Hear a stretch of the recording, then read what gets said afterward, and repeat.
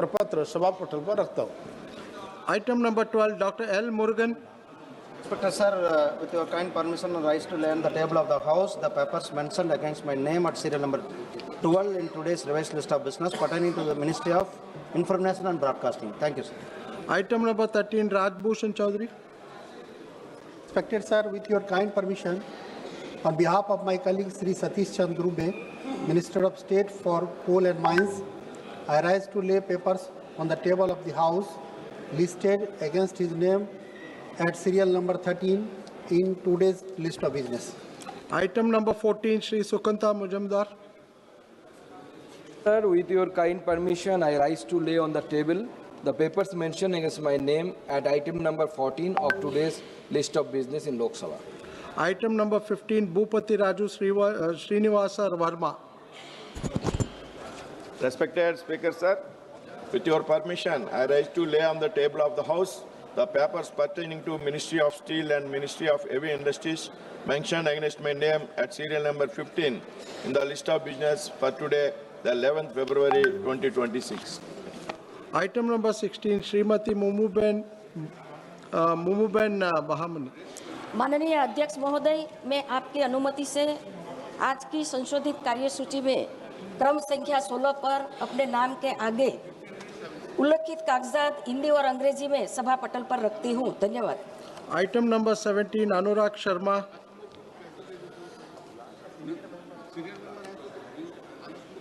On the table, a copy each in Hindi and English of the 381st, 382nd, 383rd, 384th and 385th reports of the Standing Committee on Transport, Tourism and Culture listed against my name at serial number 17 in today's list of business.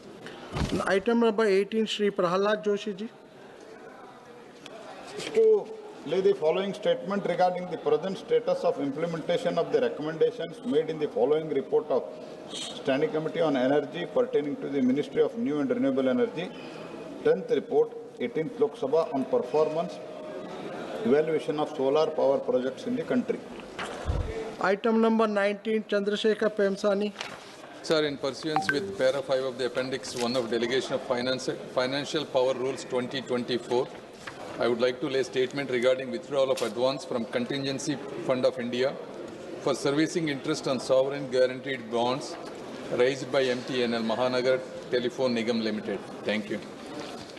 Honorable members, I have to inform the House that the Honorable Speaker has received the following message dated 7th February 2026 from Honorable President. I have received the expression of thanks by members of the Lok Sabha for the address which I delivered to the both houses of Parliament assembled together on 28th February 2026. Shri Mansukh Mandaviya. अध्यक्ष महोदय, मैं प्रस्ताव करता हूं कि औद्योगिक संबंध संशोधन विधेयक 2026 को पुनः स्थापित करने की अनुमति दी जाए।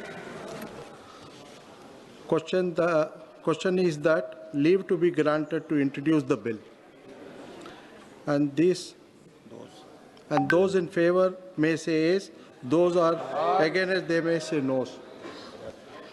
I think ayes have got it, ayes have it. Honorable Minister may introduce the bill. माननीय अध्यक्ष महोदय, मैं विधेयक को पुनः स्थापित करता हूं। Honorable members, the matter under Rule 377 shall be laid on the table of the House.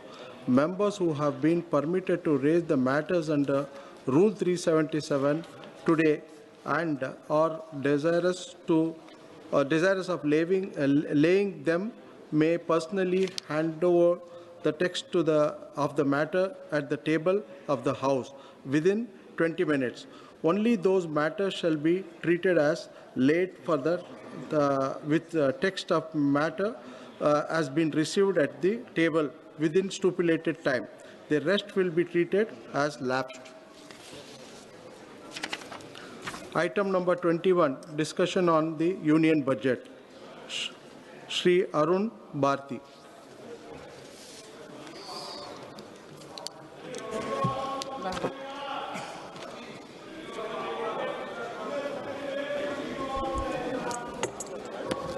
धन्यवाद अध्यक्ष महोदय, आपने बजट पर बोलने के लिए मुझे समय दिया। अध्यक्ष महोदय, इस सदन में जो बजट 2026-27 प्रस्तुत हुआ है वह भारत की आर्थिक सोच, राजनीतिक सोच और सामाजिक जिम्मेदारी का बजट है।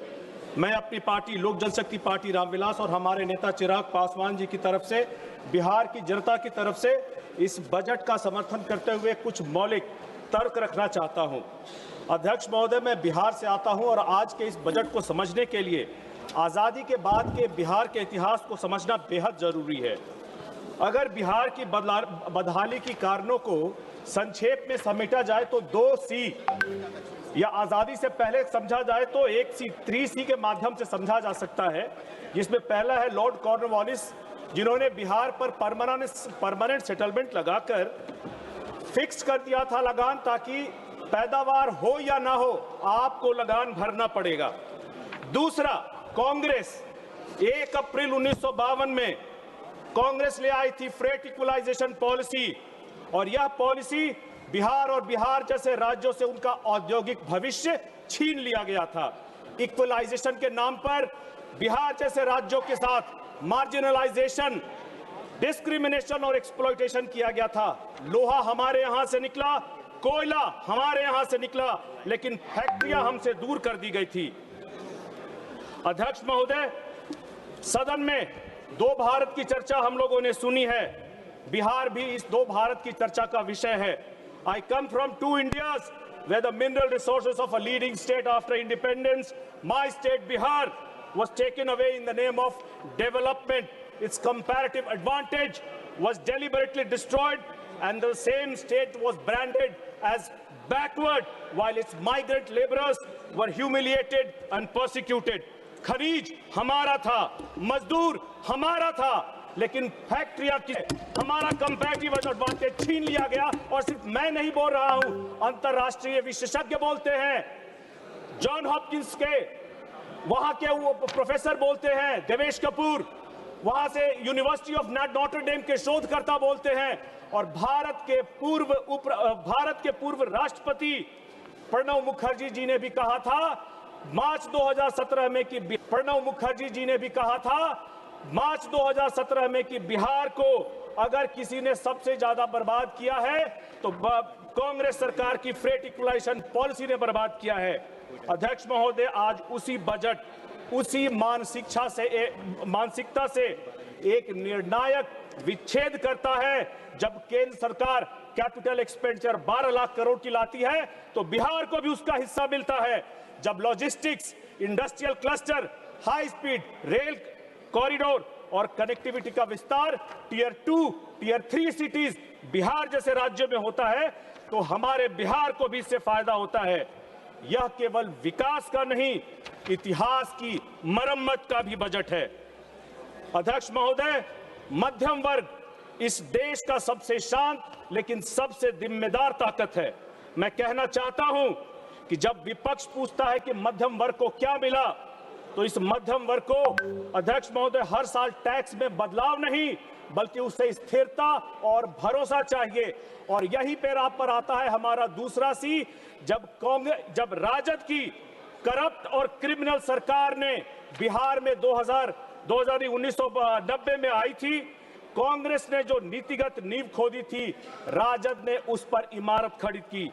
Kidnapping industry, law and order का खत्म होना, नेगेटिव डेवलपमेंट, इलेक्शंस रिग्ड, मजबूरी में बढ़ता पलायन और बिहारी एक गाली बना दिया गया था।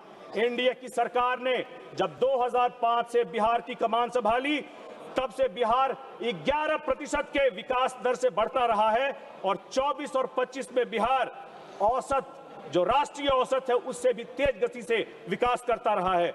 केंद्र सरकार ने बिहार को प्राथमिकता दी और इसीलिए इस वित्तीय सहायता के माध्यम से जो 2004 से 14 में लगभग 3 लाख करोड़ थी, 2014 से 2024 में 3 गुना 9 लाख करोड़ कर दिया गया। यह बात स्पष्ट प्रमाण है कि सही नीतियां मिलती है तो बिहार पीछे नहीं आगे बढ़ता है। अध्यक्ष महोदय, मैं विषय पर आता हूं।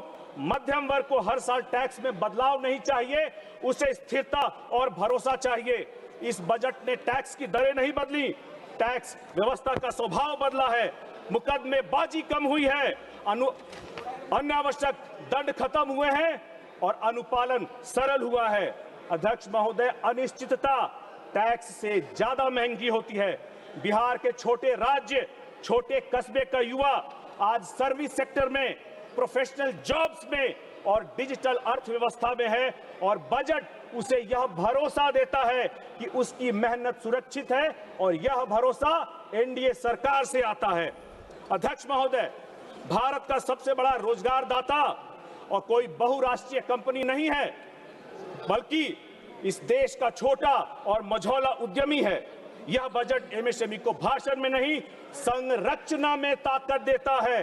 ट्रेड्स को अनिवार्य बना करके सरकारी खरीद में समय पर भुगतान सुनिश्चित करना, जीएसटी की प्रक्रियाओं को सरल करना, एक्सपोर्ट रिफंड को आसान करना और कानूनी जोखिमों को घटाना, यही इस बजट का मकसद है।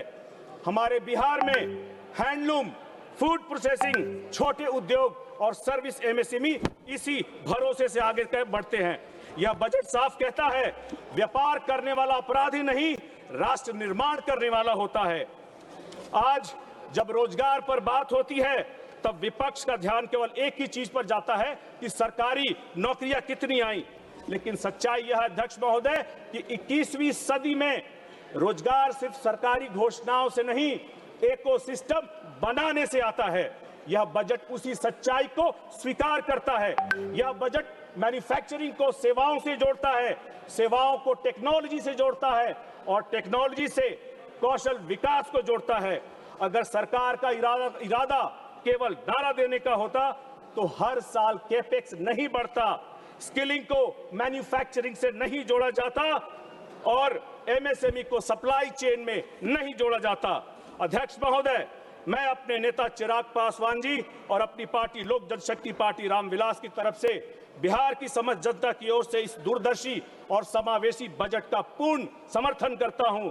यह बजट भारत के नए संकल्पों की नींव है। यह बजट 2047 के विकसित भारत की उड़ान का रनवे है। और अंत में अध्यक्ष महोदय, मैं अपनी बात एक शेर के माध्यम से समाप्त करना चाहूंगा। जिसे तुम कहते थे बीमारू, वो आज देश की शान बन रहा है। जो कल तक था हाशिए पर आपके फ्रेट इक्वलाइजेशन पॉलिसी की वजह से, आज वो हिंदुस्तान की पहचान बन रहा है। तुम ढूंढते रहे कमियां, तुम्हारी नफरत की दुकानों में मेरा बिहार अब नए भारत का स्वाभिमान बन रहा है, स्वाभिमान बन रहा है। धन्यवाद अध्यक्ष महोदय। जय हिंद, जय बिहार, जय लोक जनशक्ति पार्टी रामविलास, जय रामविलास पासवान। ईश्वर उनकी आत्मा को शांति दे। श्री राजकुमार चन्बेवाल।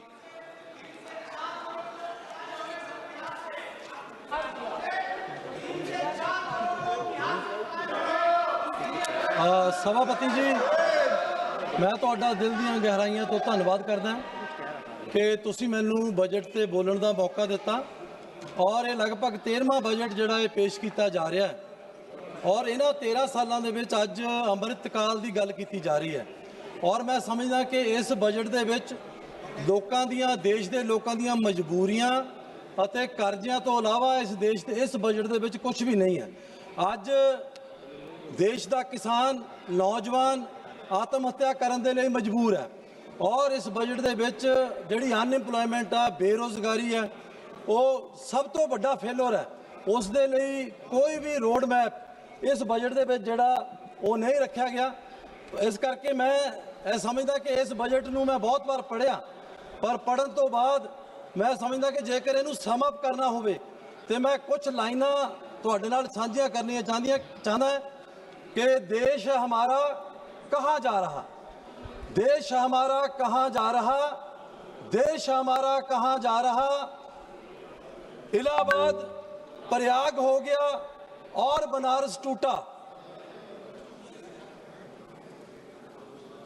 धनी राम का खेत बिक गया, थाल बचाना लोटा।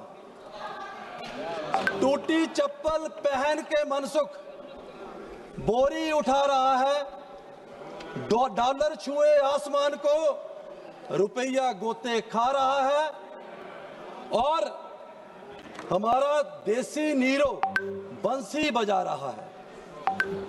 ट्रंप और टैरिफ क्या मजबूरी।